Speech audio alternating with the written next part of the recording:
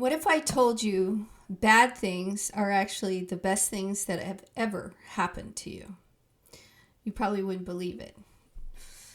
Someone asked me about some of the teachings from the infinite creator. And, all these teachings that I'm, describing on this channel are really teachings that were given to me from the infinite creator. And so I want to read one. And it's about when you're triggered. So, I used to think that things happen outside of me and they happen to me. And I used to have a victim consciousness. And I can honestly say now I don't have a victim consciousness at all. I know that every single experience that I'm experiencing, I decide with my consciousness how I want to respond to it. That's my choice. That's where my power is. And so oftentimes we get triggered, we get traumatized by a situation. But is that real? Is the bad thing that's happening actually bad, or is it actually the best thing that could have ever happened to you? Okay. So here's a teaching, and I've done it once before. It's called suffering. It goes like this. Suffering is grace. Grace is suffering. Suffering is the rising of a teacher. Love all experiences. Okay, let me break that down for you, and I'm going to apply it to a situation where you're triggered, and I'm going to apply the neuroscience of the unconscious bias to the situation so that you can look at it from a very different way. All right. So let's say someone is threatened by you. All right. So someone is seeing you, and there's something about you in the way that you're acting that is making them afraid. It's making them afraid because there's something about you that they're seeing in themselves a lack. They're seeing a lack.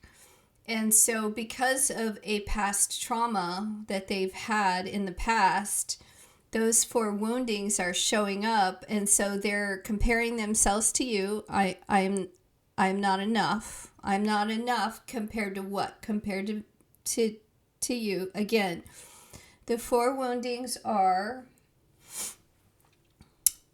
I'm not worthy, I am not enough, I have to win, and I don't have enough. Those are the 4 woundings. Okay. So they see you and they're like, there's something about you that does not reside in me, therefore they believe I'm not enough. And then because there's some badassness in you, they're like, I'm not worthy compared to you.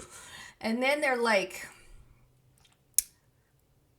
I have to win compared to you, therefore I need to do, it shows up in their behavior some way. And so they usually do something to like put you down or deny you a something or a something.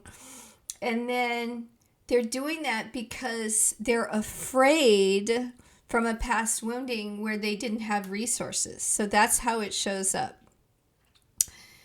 So why is this important for you to understand triggering? All right. So that's what's happening with the person that is threatened by you, right? They see something in you, and therefore all these woundings come up. So what's happening with you when they act in the way that they act, which is oftentimes from a place of wounding? They're acting from a place of wounding. What's happening within you when then you are triggered by their not great behavior? Because if you actually look at it from a compassionate perspective, it's not who they really are. It's that they're acting from a place of the past, which is not real. But they don't even know it. Okay. So when you get upset, here's what's actually happening. There's the wounding within you is looking at the situation and you're believing it.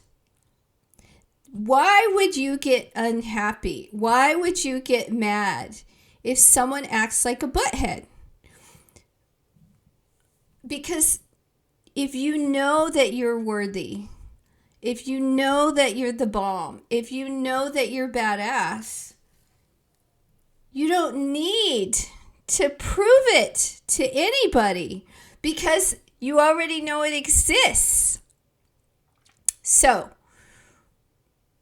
when you then get triggered, when that person is threatened, it means there's a wounding within you that you have to heal. So again, back to suffering. The affirmation was, suffering is grace. Grace is suffering. Suffering is the rising of a teacher.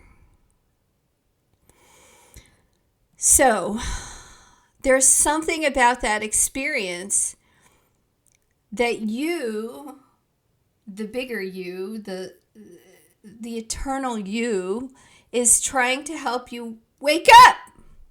Wake up! That negative blah, blah, blah that you're saying to yourself is not real. Wake up. I'm giving you a gift now, little ego. I'm trying to teach you about a past story that you are projecting right now on this situation. Wake up so that you can heal it, so that you can step into who you really are, which is the bigger you, which is the fullness and the fullest expression of you. So, but in order to do that, you have to be aware of it. The number one thing, it is not accidental. The specific things that I include in the book, in my book, the specific techniques that I use that I now teach my client, they're all techniques so that you can be aware of yourself. So the neuroscience says you need to slow down the mind, slow it down, so that you can be aware of what the mind is doing. And then, based on being aware, you can then make a conscious choice. Without that awareness, a past trauma could be controlling your fucking behavior. In my case, I had been raped. I had believed all these things that I told myself as a way to protect myself, and they weren't real. But I believed them, and so because I didn't know how the way the brain works, I believed them. And so mindfulness, using mindfulness to be aware, to be present, puts a gap between your thought and your thought. It puts a gap. Using techniques like mindful listening and breath work help you calm yourself down, regulate your emotions. Through regulating your emotions, you can then trace it back to why do you have this emotion? What is the thought? Trace it back to the belief. Then the other thing is, top performing athletes know this. And I do this, and I teach my clients how to do this. top performing athletes use visualization techniques all the time. Why do they do that? They do that because the science shows your brain does not know the difference between a real experience and an imaginary one. So I thought this was really funny. So I read a scientific study where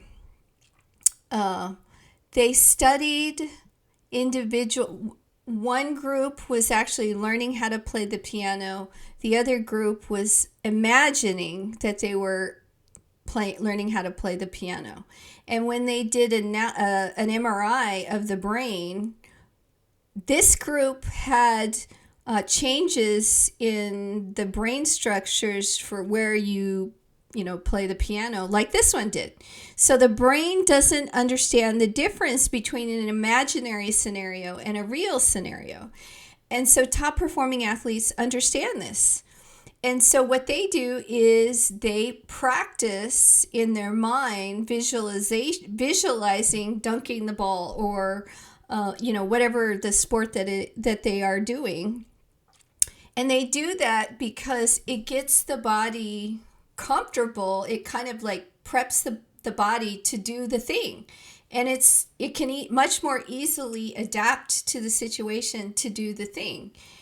And so visualization techniques are also really important, and they help you stabilize your mood and bring your thoughts into a scenario, how you're going to respond. So all of these things are crucial for you to manage yourself. All right, let's go back to the situation where the person is threatened. Here's what's actually happening with the person that's threatened by you. I talked about the science behind it and what's going on in their mind. But what they're really saying to you, the person that is threatened, they're saying, I want to be you. I'm so want to be you. Oh, I'm so want to be you. I am giving you the highest compliment right now. I'm giving you a compliment. My behavior may not be great, but I want you to know I'm giving you a compliment because there's something in you that I don't see in me, and I wish I had that. And what you, the individual who made the other person feel threatened, need to understand is, 1, that's why they're behaving that way. 2, if you get mad, you're believing them. And 3, you need to check your own behavior to make sure that you're not bullying them. Because in other words, sometimes people are threatened because in part it's the way that you're behaving. It could also be entirely them, that they're behaving that way because they're behaving that way. And there is absolutely nothing you can do except have compassion and love them from afar. They have to choose to change their mind and change their heart on their own. What you can do is take control of your mind and take control of your heart, and that's where your power lies, is in you and how you're going to see the situation.